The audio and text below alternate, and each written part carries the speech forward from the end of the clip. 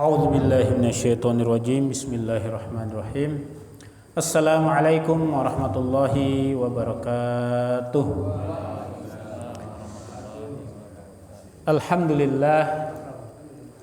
Alhamdulillahi rabbil alamin. Nahmaduhu wa nasta'inuhu wa nastaghfiruh wa na'udzu billahi min shururi anfusina wa min sayyiati a'malina. May yahdihillahu fala mudilla lahu wa may yudlil falan tajid lahu waliyyan mursyida. Asyhadu an la ilaha illallah wahdahu la syarikalah wa asyhadu anna Muhammadan abduhu wa rasuluhu la nabiyya ba'dah. Allahumma shalli ala sayyidina Muhammadin wa ala alihi wa ashabihi wat tabi'in wa man tabi'ahum bi ihsanin ila yaumiddin. Rabbi shrahli sadri wa yassirli amri wahlul 'uqdatam min lisani yafqahu qawli. Rabbi zidni ilman warzuqni fahman. Rabbi firli wali walidayya warhamhuma kama rabbayani shaghira. Hasbunallah wa ni'mal wakil, ni'mal maula wa ni'man nasir. Wala haula wala quwwata illa billahil aliyil azim. Jamaah Masjid Al-Majid yang dirahmati oleh Allah Subhanahu wa taala, sebelum kita melaksanakan atau kita kajian pada malam hari ini, marilah kita sama-sama baca surat Al-Fatihah. Kita niatkan untuk diri kita, mudah-mudahan yang hadir pada malam hari ini semuanya dimudahkan segala urusannya oleh Allah Subhanahu wa taala, dimudahkan rezekinya, apa yang dihajatkan segera dikabulkan oleh Allah Subhanahu wa taala. Kemudian juga kita kirimkan Al-Fatihah buat muallif buku ini, yaitu Al-Imam An-Nawawi. Semoga bisa kita memahami buku ini sebagai bekal kita di dunia dan di akhirat. Ala hazinni wa kullu niyatin sholihatin ila habibil Mustafa Muhammadin sallallahu alaihi wasallam. Al-Fatihah. A'udzu billahi minasyaitonir rajim. Bismillahirrahmanirrahim. Alhamdulillahi rabbil alamin, arrahmanir rahim, maliki yaumiddin. Iyyaka na'budu wa iyyaka nasta'in, ihdinas siratal mustaqim, siratal ladzina an'amta 'alaihim ghairil maghdubi 'alaihim waladdallin. Amin. Alhamdulillah, marilah kita sama-sama membaca Sayyidul Istighfar. Bismillahirrahmanirrahim. Allahumma anta rabbi la ilaha illa anta khalaqtani wa ana abduka wa ana ala ahdika wa adika mastata'tu abu'u laka bi ni'matika alayya wa abu'u laka bi dzambi faghfirli fa innahu la yaghfiru dzunuba illa anta. Allahumma inni a'udzubika min syarri ma sana'tu. Alhamdulillah, pada malam hari ini kita kajian kembali itu buku Al-Adhkar yang dikarang oleh Al-Imam An-Nawawi Ad-Dimashqi tentang bacaan-bacaan yang diajarkan oleh Rasulullah SAW untuk kehidupan kita sehari-hari, ya. Baik itu di pagi hari maupun di malam hari atau di sore hari. Banyak bacaan-bacaan yang telah kita lalui dan kita lakukan. Kalau itu kita dawamkan dan kita amalkan dalam kehidupan sehari-hari, insya Allah diri kita itu selalu dilindungi oleh Allah Subhanahu wa taala, selalu dikawal oleh malaikat, ya. Seperti kita baca misalnya Bismillahirrahmanirrahim. A'udzubillahis samiil alim minasyaitonir rajim 3 kali. Kemudian kita lanjutkan dengan dalam surat Al-Hasyr, wallahul ladzi la ilaha illa huwa alimul ghaibi wasyahadah warrahmanur rahim. Wallahul ladzi la ilaha illa huwal ladzi la ilaha illa huwal malikul quddusus salamul mu'minul muhaiminul azizul jabbarul mutakabbir subhanallahi amma yusyrikun. Wallahul khaliqul bari'ul musawwiru lahul asmaul husna yusabbihu lahu ma fis samawati wal ard wa huwal azizul hakim. Nah, kalau itu diucapkan pada pagi hari atau sore hari, maka 70.000 malaikat itu akan mengawal kita. Kalau Pak RW itu yang kawal cuma 6 satpam di depan, kan? Ya.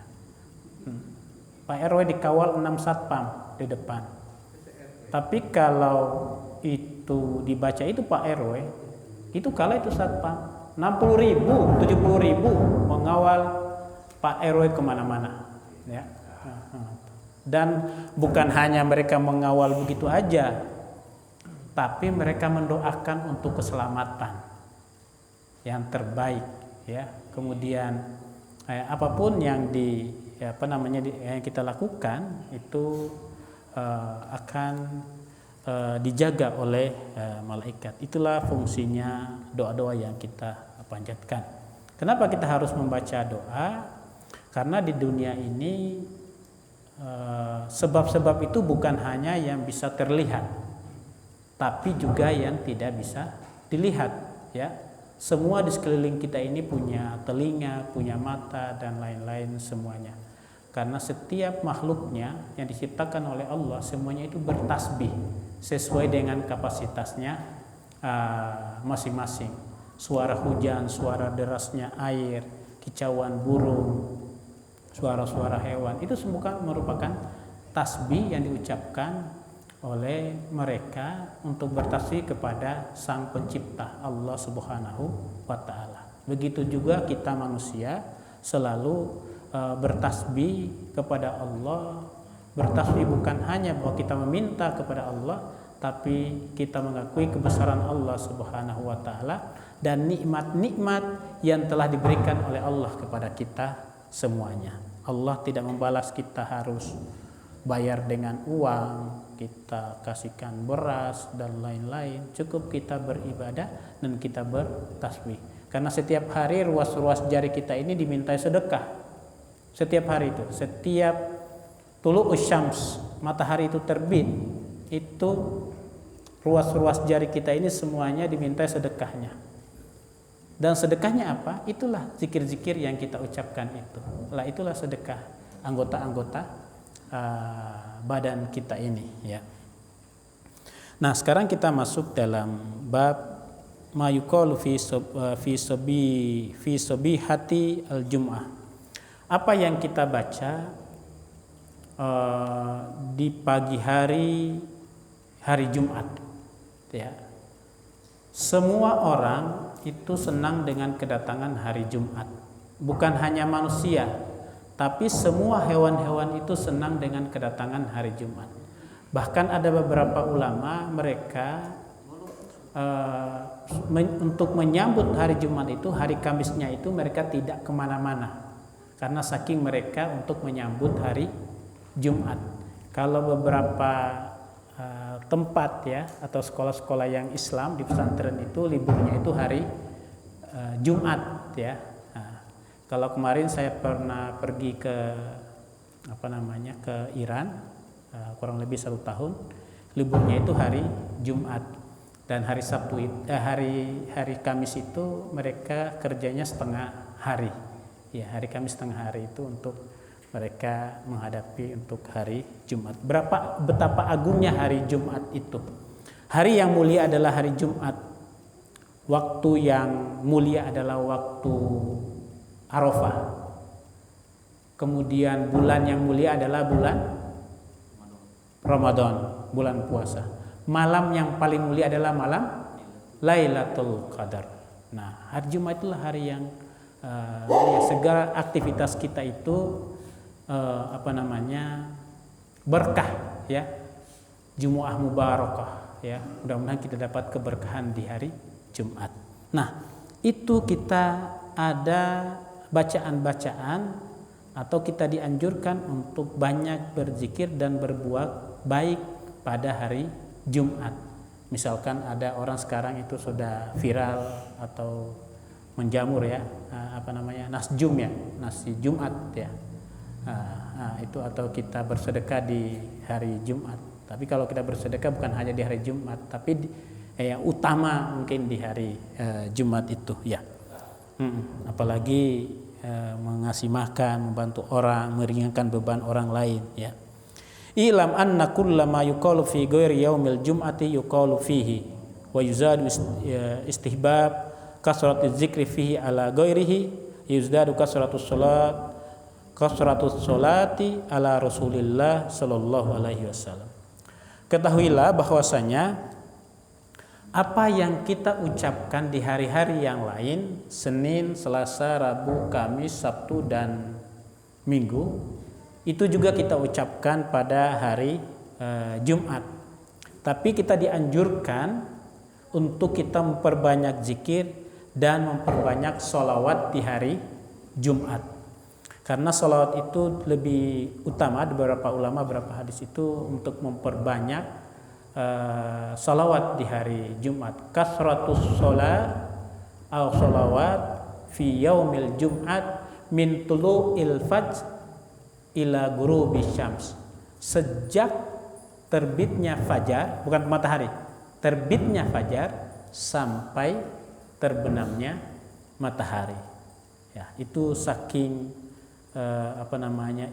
indahnya, berkahnya hari Jumat. Makanya dianjurkan kalau ada seorang lelaki yang ganteng, yang gagah, dia mempersiapkan dirinya pada hari Jumat, dia mandi bersih-bersih, kemudian mencukur yang perlu dicukur, ya, dipotong kukunya, kemudian memakai pakaian yang paling indah bagi dia, ya.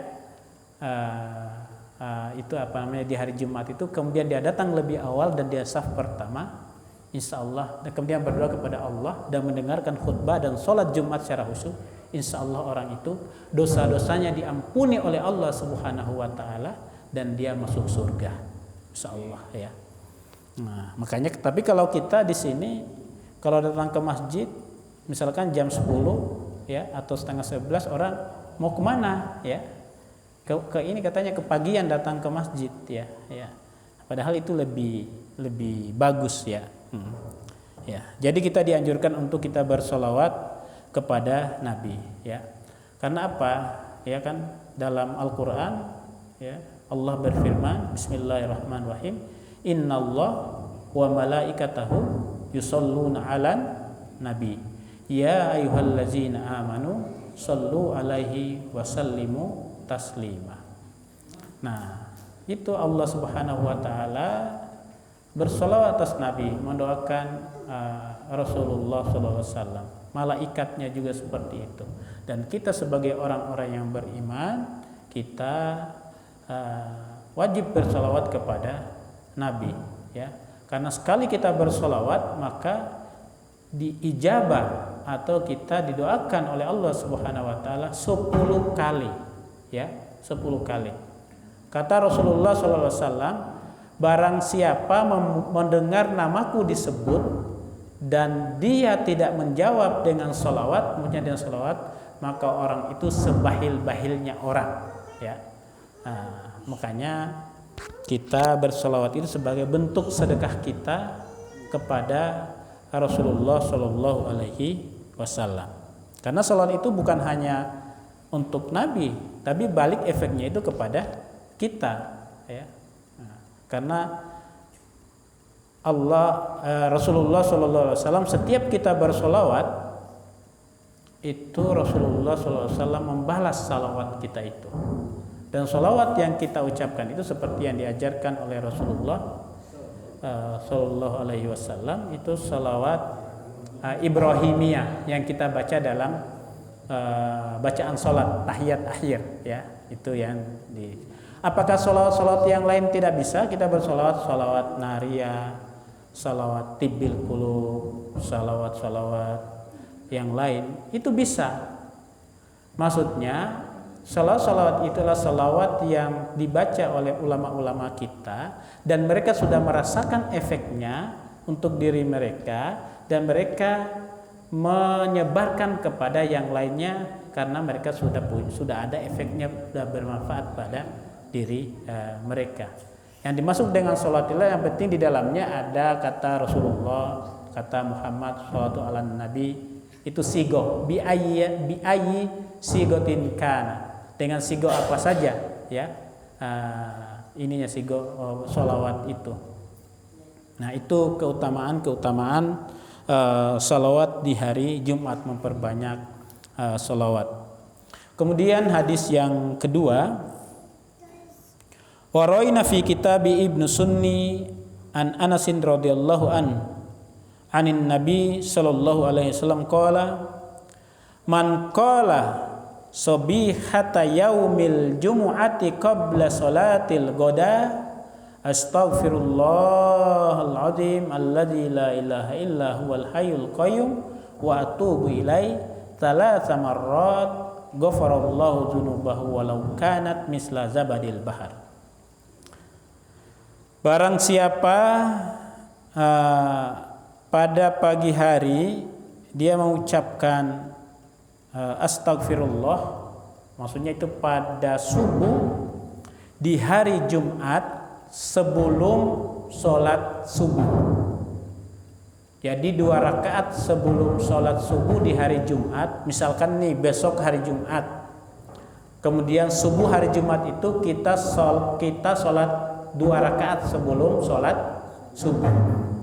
Kemudian kita ucapkan astaghfirullahal azim alladzi la ilaha illa huwal hayyul qayyum wa atubu ilaihi thalatha marrat 3 kali, maka dosa-dosa kita diampuni oleh Allah Subhanahu wa taala walaupun sebanyak buih yang ada di laut. Nah, kalau dosa kita itu seperti 1 ember, 1 gerobak, 1 keranjang, itu Allah Maha Ghafur, Allah Maha Pengampun, ya.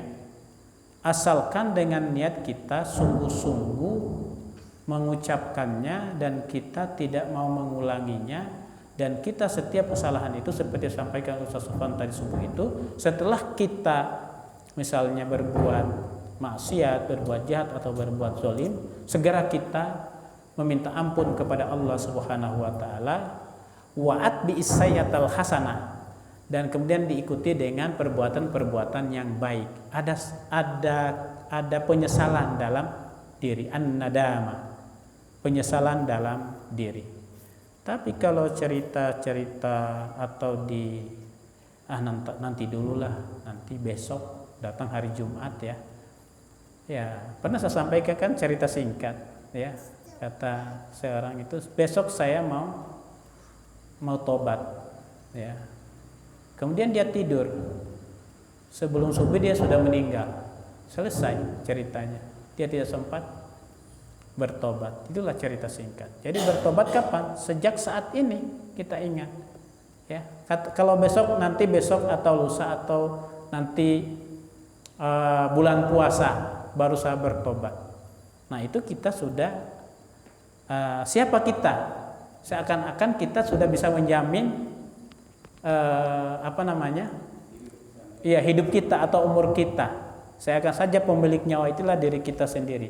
Padahal kita ini dipegang-pegang, dituntun, ya, setiap saat. Jadi kapan kita lakukan kebaikan? Setiap saat kita lakukan kebaikan. Kayak di Timur Tengah sana, mereka itu ya di Pakistan, di Afghanistan, di Palestina itu memang rawan meninggal, bom di mana-mana, ya. Makanya mereka selalu berbuat baik karena mereka tidak tahu besok itu mereka mati, ininya mati dan lain semuanya. Jadi setiap saat jadi masa depannya mereka adalah yang dialami sekarang ini, ya. Karena apa? Karena tidak mungkin kita akan kembali hari kemarin, walaupun hanya sedetik. Tidak bisa, ya. Hari Sabtu yang kemarin beda dengan Sabtu yang akan datang. Salat kita yang maghrib tadi itu beda salat kita yang maghrib besok. Karena setiap kita salat itu pasti berbeda suasananya. Ya, mungkin tadinya tidak khusyuk. Datang lagi salat lebih khusyuk lagi, ya. Makanya ada uqimus shalah itu para ulama juga menyebutkan berusaha untuk menyempurnakan setiap salatnya, ya. Ya, karena hanya Allah Subhanahu wa taala yang bisa menilai apakah sholat kita itu sempurna atau tidak. Tapi hal-hal yang sifatnya fiqhiyah yang jelas, misalkan bersih dari hadas kecil dan hadas besar, kemudian pakaiannya kita juga bersih, kemudian kita menghadap kiblat, kemudian kita berwudu, terus sudah masuk waktu sholat, itu harus kita lakukan memang, ya, harus kita lakukan. Kalau dia sholat isya sebelum waktunya, ya nggak diterima sholatnya kan, ya. Misalkan kita sholat isya sekarang itu, tidak bisa. Atau dia menghadap di sana, ada menghadap ke sana, sudah tahu dia kiblat di sini, itu tidak bisa juga. Atau dia pakaiannya tidak bersih ya, maksudnya dari hadas kecil dan hadas besar itu tidak diterima sholatnya secara fikih. Ada juga fikihnya juga secara batiniah. Misalnya ya kehusuan itu adalah fikih thaharah batiniah untuk membersihkan diri. Ya, kita misalkan Allahu Akbar, nyari-nyari uang, mana uang kembalian bayar listrik tadi ya? Selama sholatnya nyari uang kembaliannya. Itu berarti kita belum khusyuk dalam sholat ya. Makanya tadi itu kita dianjurkan untuk membaca doa tadi itu, kita bertobat kepada Allah Subhanahu wa taala sebelum sholat subuh di pagi hari Jumat itu ya. Insya Allah dosa-dosa kita yang kita buat selama ini diampuni oleh Allah Subhanahu wa taala, walaupun seperti buih yang ada di laut ya. Tapi jangan sampai kita minggu ini saya mau berbuat jahat lagi dah, nanti lagi hari Jumat sebelum subuh saya lagi astagfirullah lagi dah, astagfirullah. Itu udah niat itu ya. Wa yustahabul iksaru minad doa fi jami'i yaumil jum'ati min tulu'il fajri ila ghurubis syams. Nah, dianjurkan memperbanyak doa. Doa apa saja ya? Seluruh atau sepanjang hari Jumat itu, sejak terbitnya fajar sampai terbenamnya matahari, berharap. Karena apa? Karena ada harapan, ada yang mustajab salah satu waktu di sepanjang hari Jumat tadi itu. Dan Allah Subhanahu wa taala merahasiakan kapan waktu tersebut ya. Yang penting di hari Jumat ya. Faqad ukhtuliya fiha ala aqwali katsiratin, dan beberapa ulama itu mereka berbeda pendapat mengenai waktu-waktu yang mustajab di hari Jumat tersebut ya. Wahia ba'da tulu'il fajri. Ada yang mengatakan bahwa setelah terbitnya fajar. Diawali dengan astaghfirullah, astaghfirullah, astaghfirullah ya. Makanya para ulama dianjurkan kita menunggu untuk sholat Jumat itu, kita awali dengan sholat sunnah 2 rakaat sebelumnya, atau sebelum sholat sunnah 2 rakaat itu kita zikir kepada Allah dengan perbanyak taubat, astagfirullah. Dan doa-doa kita itu diijabah oleh Allah Subhanahu wa taala. Tapi ada kelebihan orang yang selalu meminta ampun kepada Allah Subhanahu wa taala, astagfirullah, astagfirullah, astagfirullah. Itu doanya ketika dia meminta sesuatu, berdoa kepada Allah, itu tidak ditolak oleh Allah Subhanahu wa taala. Seperti kisah penjual roti dan Imam Malik. Ya. Imam Malik dia berkelana di suatu tempat, ya kan? Dan penjual roti ini setiap dia potong rotinya, dia aduk ininya, dia tidak lepas dari kata astaghfirullahaladzim, astaghfirullahaladzim, astaghfirullahaladzim. Nah, Imam Malik itu dia berkelana di satu tempat dan kemudian dia diusir dari masjid. Ya. Misalkan datang ininya dia untuk tidur di Masjid Al-Majid ini, ndak bisa, diusir sama marbotnya. Kemudian saya nggak mau tidur di dalam, tidur aja di sininya, diusir juga, nggak boleh tidur di sini, ya. Akhirnya apa? Dia terdampar di penjual roti tersebut, ya kan? Dan dia Dan dia tanya, Imam Malik itu dia memperhatikan penjual roti itu, dia astagfirullah, astagfirullah, dan dia kagum apa yang dia ucapkan penjual roti tersebut. Dan penjual roti, dan ditanya oleh Imam Malik,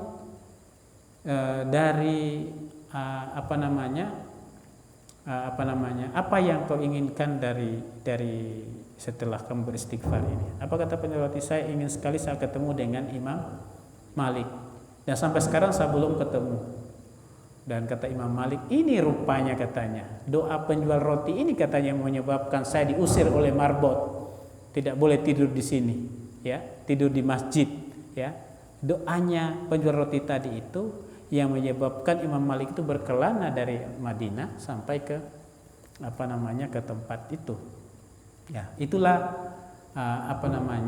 mustajabnya doa-doa yang selalu beristighfar kepada Allah Subhanahu wa taala, ya. Apalagi di hari Jumat, ya. Ada juga yang mengatakan bahwa ketika terbitnya matahari, tulu'us syams, ya. Ketika terbitnya matahari kita berdoa kepada Allah Subhanahu wa taala karena dianggap sebagai waktu yang mustajab di hari Jumat.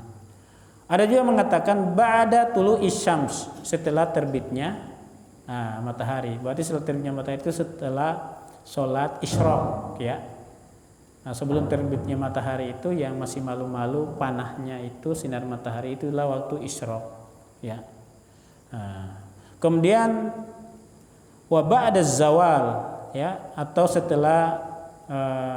setelah sudah meninggi mataharinya, ya. Berarti ini di waktu-waktu sholat duha, ya. Waktu-waktu sholat duha. Karena sholat duha itulah sholatnya para al-awwab, para orang-orang yang taubat.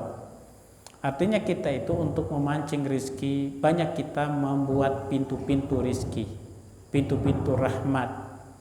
Apa pintu-pintunya itu adalah kita memperbanyak zikir, memperbanyak sholat-sholat sunnah, baik itu sholat di malam hari, sholat tahajud, kemudian sholat duha, sholat isyraq, kemudian apalagi, ya, sholat tasbih atau sholat qobliyah, ba'diyah, puasa dan Senin Kamis.